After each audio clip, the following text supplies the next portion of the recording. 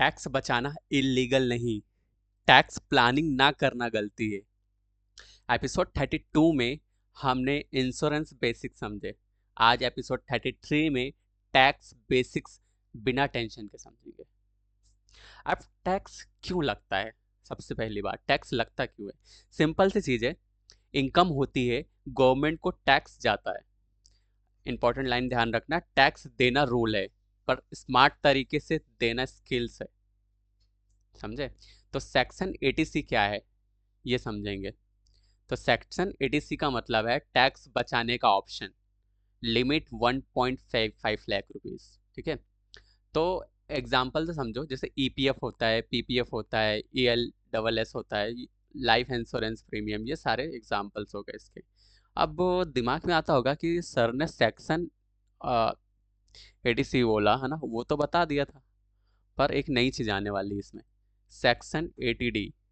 अब 80D क्या होता है उसका समझते हैं हम। सेक्शन 80D, 80D का यूज समझो। 80D का यूज हेल्थ इंश्योरेंस प्रीमियम में आता है, अलग से डिडक्शन में आता है। इंपॉर्टेंट लाइन याद रखना है, 80D के लिए, सेक्शन 80D के लिए हेल्थ इंश्योरेंस यानी प्रोटेक्शन प्लस टैक्स को सेव करना। समझे? अब जो लोग कॉमन गलतियां करते हैं उनके ऊपर चलते हैं ना। लोग क्या करते हैं, सिर्फ टैक्स बचाने के लिए इन्वेस्टमेंट करते हैं, गलत प्रोडक्ट ले लेते हैं। उनको ये लाइन नहीं पता होती कि टैक्स सेविंग के चक्कर में रिटर्न सैक्रिफाइस नहीं करना चाहिए। ठीक है, तुम ध्यान रखना ये लाइन, टैक्स सेविंग के चक्कर में कभी भी रिटर्न को सैक्रिफाइस मत करो। हम्म। अब एक स्मार्ट रूल और सिंपल रूल याद रखना, है ना। तीन चीजें बताऊंगा, है ना। पहले अपना गोल सेट करो, फिर इन्वेस्टमेंट देखो, फिर टैक्स सेविंग बोनस।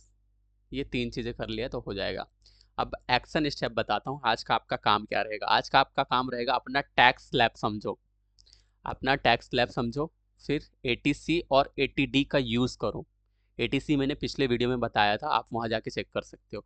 और 80D का भी यूज करो, रैंडम प्रोडक्ट से बचो। समझे? अब एंडिंग में मैं बस इतना ही बोलूंगा कि स्मार्ट इन्वेस्टर टैक्स से डरता नहीं, समझ के प्लान करता है। मैं सीखता हूँ और तुम्हें सिखाता हूँ।